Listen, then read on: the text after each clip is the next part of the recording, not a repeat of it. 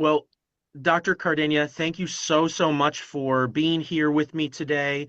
My name is Mike Vinson. I am a research assistant in the Mind Body Medicine Research Lab at Baylor University. And today I'm sitting down and interviewing you about the paper that you published recently entitled Mind Manifesting Hypnosis, Phenomenological Similarities and Differences in Hypnotic and Psychedelic Contexts.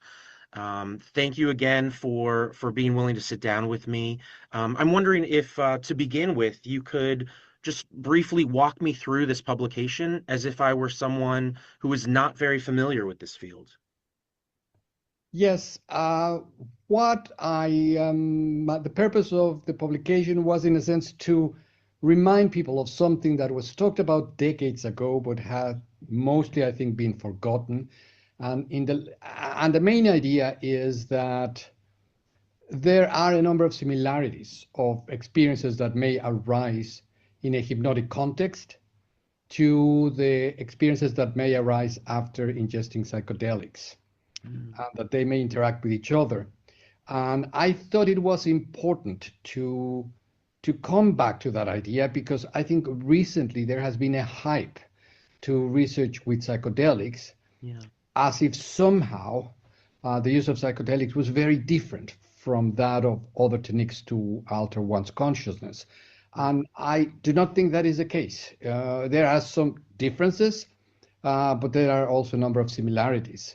So I think it was important in a sense, both for hypnosis and for psychedelics and for other contexts like meditation, to say, well, it is not as if psychedelics is something really very different and it is artificial and it has nothing to do with the research. No, they are very related, and there are many things that one can say about both contexts. So in a sense, it's go back to some of the research that was published in the 70s and 80s, then Yeah. some of the work that I did later on to say, well, as far as what people experience, if you have some highly hypnotizable people, which is the same as saying people who are just likely to go into an altered state when the circumstances are propitious, Yeah. and just wait to see what will happen to them, what may occur is that they are going to have a number of experiences that are fairly similar to the Mhm. experiences that come from the literature in psychedelics. Uh, so that is one main idea.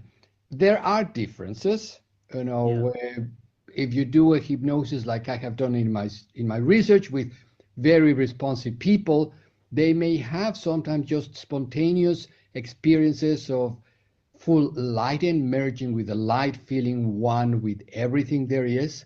Yeah.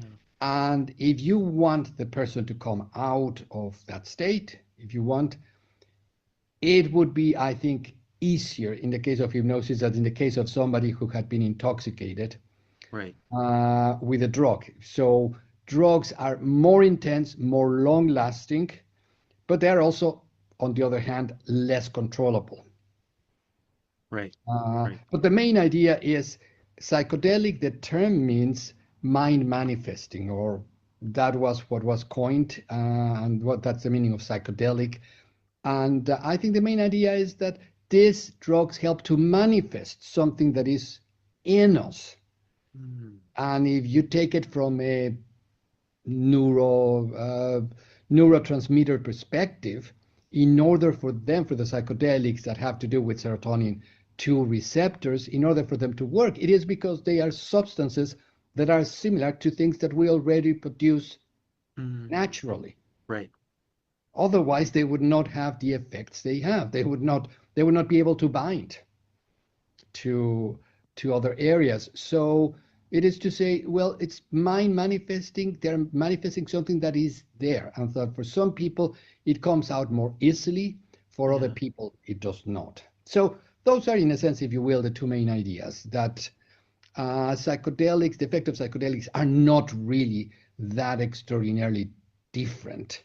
They may be Yeah. more long lasting, they may be more intense, but they're similar to what people may spontaneously have if they are in a propitious environment and if they have the propensity to have those experiences. Mm. Okay, yeah, thank you so much. And you mentioned that there had been a lot of research in the 60s, 70s, and 80s Hmm. into these fields. And I'm curious, how do you hope that your paper will maybe impact the fields of hypnosis research and psychedelic science, which you note have remained kind of insular in the Yes. past many decades, despite their relevance to each other? Yes, I hope that this paper, but also another paper that I have with 15 other co-authors, where we did a taxonomy of states Mhm. of consciousness. The purpose of that paper was also to say, uh, in order to study alterations of consciousness, we should not be obsessing about what caused those alterations. Mhm. Because what that does is to assume that, well, there are the psychedelic states versus the hypnotic state, and that does not make much sense. Mhm. And that rather than be thinking about what are the triggers or the inductions that give rise, that we Yeah. should look at what are the experiences, try to categorize them. That's the paper that has to do with taxonomy.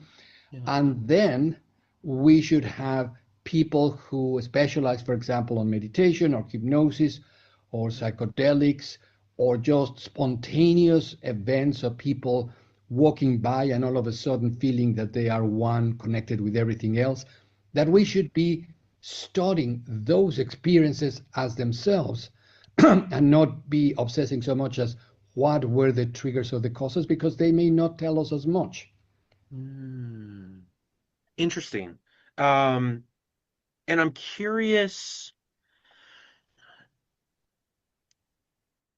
in terms of that research that you mentioned in the paper as well, going on in the 60s and 70s into, say, like hypnodelic treatments that Yes. combined hypnosis with LSD, I think, for addiction.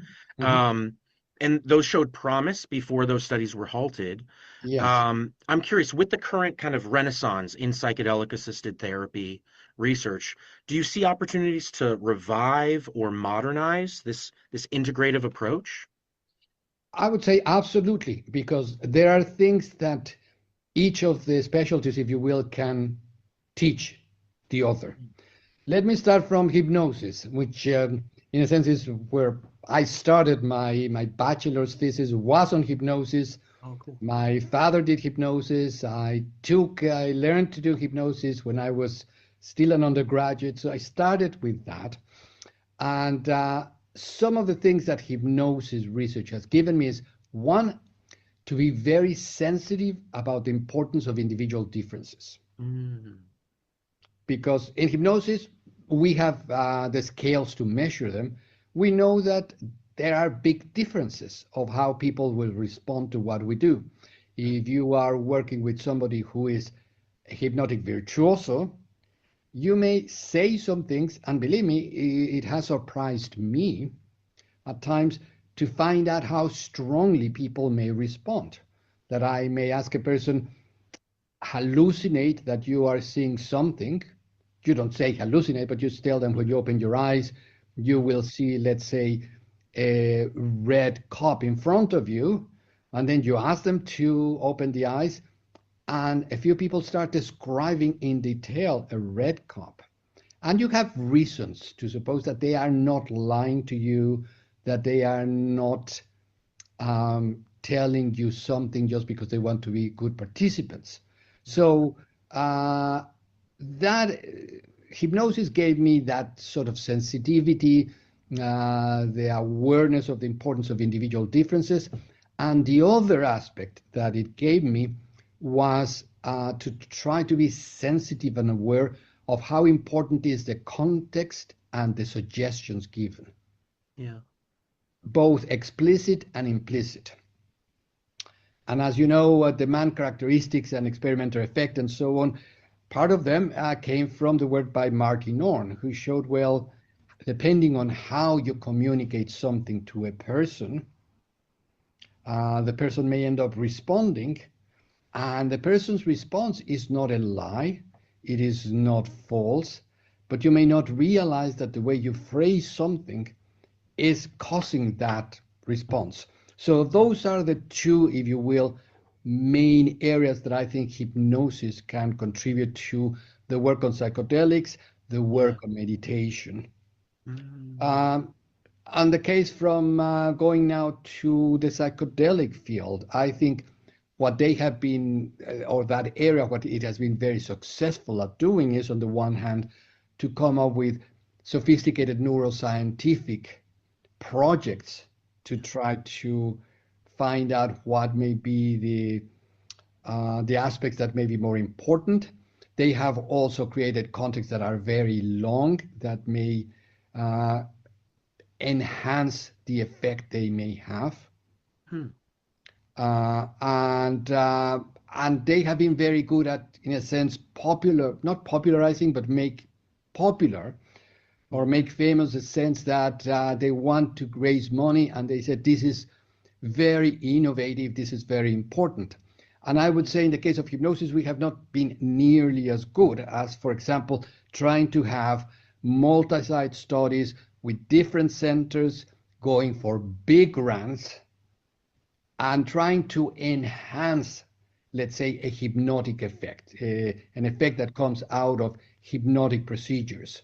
Hmm. So, because one of the things, if you go to the classical historical literature of hypnosis, Yeah. and you talk about some of the things that Esdale and other people were doing in the 19th century, sometimes their inductions, where they said they had extraordinary analgesic effects, their inductions were not 2 minutes or 15 minutes.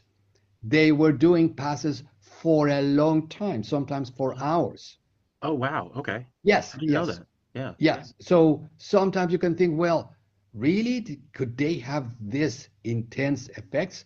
Well, they also had a very strong induction lasting for a long time. And we have not done anything like that for a long time. We have not been as good with follow-ups to try to really increase the effect. So I think they can, to use a common word, to cross-fertilize, and that each area can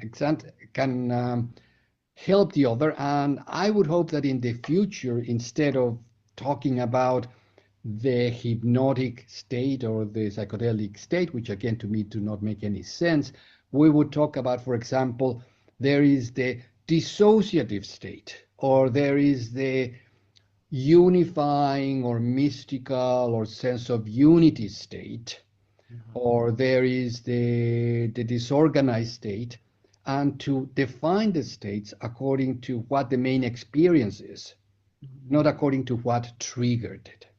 Yeah. Because, yeah, just to give you one other example, the psychedelics have been area has been very good at saying, well, a person may have an experience of unification, and sometimes they use a term that I dislike, which is self-dissolution, Mhm. and I dislike it because uh, that concept could mean a person feeling one with everything there is, and a drop of water in the sea of beingness, on Yeah. the sea in the world. Or it could mean that somebody is having a schizophrenic attack where the person feels that the person's thoughts and emotions are disintegrating, are not communicating with each other. One could very legitimately use that same phrase.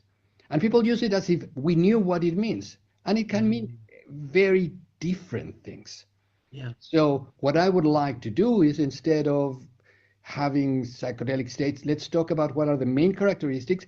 And later on, we can also try to figure out what is happening in the nervous system. So, Mhm. I like very much and the concept of neurophenomenology, because it helps to in some way do some kind of project that involves neuroimaging. You get more money. It sounds more scientific, even though I do not think that by itself that makes it more scientific. But the reality is that it makes it sound more scientific. You Right. can get more money, and it is interesting nonetheless to see what tends to go with one's experience. It deals with the great problem of consciousness. How does experience relate to brain processes and vice versa?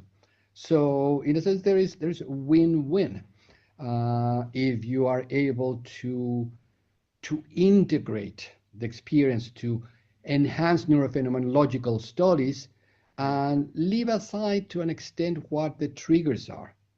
Because, one last thing before you ask me or comment something else, Yeah. is that if you take, for instance, the experience of oneness and being embedded with everything there is, which has been something that that psychedelic research has been mentioning for a long time, you could say, well, psychedelics may do that. But if you look at the literature of research, you find out that there are all kinds of things that can give rise to an experience that may change your life. One of them, of course, is being close to death, because a near-death experience can bring about transcendent experiences, some of which bring you a sense of oneness, of going back to being part of the whole world, but sometimes even not the classical near-death experience, but as Arthur Koestler, the author, described and wrote about, just knowing that the following day they were going to shoot you may make all of a sudden, all of your worries and preoccupations shed away, and you feel part of it all. So why not study that and concentrate on that more than what triggers it? And once we agree to what the main experiences are, then we could say, well, do different triggers make some difference or not? But I would say that's a secondary question. Okay. Okay. Yeah. Thank you. That's really, really interesting. And I want to go back to um, one thing that you said, which is that you have been studying hypnosis, altered states of consciousness, absorption, anomalous experiences, all these different sort of interrelated semantic categories Mhm. related to hypnosis for a very long time. And I'm curious how your thinking has evolved over the decades that you've been studying these phenomena. Well, I would say one thing that um, I have come to is the realization of how much we are just a collection of those states Mm, informing each other and informing us. Sometimes we neglect them, and there is a part of us that is affecting us without our knowing it. And this could be dreams, because I think sometimes there are some dreams that I don't think tell you anything particularly useful, despite what Jung may say or Jungians. I think there are some dreams that are just, detritus or just remembering something that you get an association from a TV show or something like that that does not have any reference. And then there are some dreams that do, once you start thinking about it and say, yes, this says something about me. And then there are experiences of just great joy that may happen when I am with my boy, with my wife, that sometimes go beyond just the ordinary way of experiencing. And I have come to think how we are, in a sense, a composite. I just published a popular paper that it's called, quoting Walt Whitman, the poet, the US mhm, poet, I contain multitudes. And he was referring to, in a sense, we are all human beings, part of humanity. But I use it in the sense of I contain multitudes, and I am this Etzel who now seems reasonable, but I am also the person who, as he is falling asleep, sometimes have a lot of very unusual experiences in which I'm not even Etzel. I seem to have another name. I seem to have another history. And I think that tells me, well, I could be somebody else, or maybe in some way I am in contact with someone else. And before you think, well, that's just very crazy, or that's just the neurons going awry, then what I would bring is the literature and what we know about paranormal or parapsychological phenomena, in mhm. which we know we can be affected by things that are not close by in time or space. So the fact that we have those kinds of very unusual, it's not me, experiences, to me it has come to think, yes, that may also be part of me. I could be living more of my life sort of not thinking. I am Etzel, not defining myself. And this is a similar conclusion to the one that William James arrived in his last, I think, paper, or maybe one of his very last papers, where he was also talking about, well, what is this hypnagogic, unusual, it's not me, it's not this body kind of thing. And I think in my mind, it also made it more clear, A, to be aware that we are a composite and a creation of our name and our sense of self, that this is something that we have created through cultural influences, through our developmental influences, which means that we could create something different and that it could disintegrate or that it could become something else. So that we, and this is not to lose value of what we have. I value enormously ordinary, if you will, experience, but just to be aware, yes, but that is one possibility Right. that we have. Yeah, thank you so much.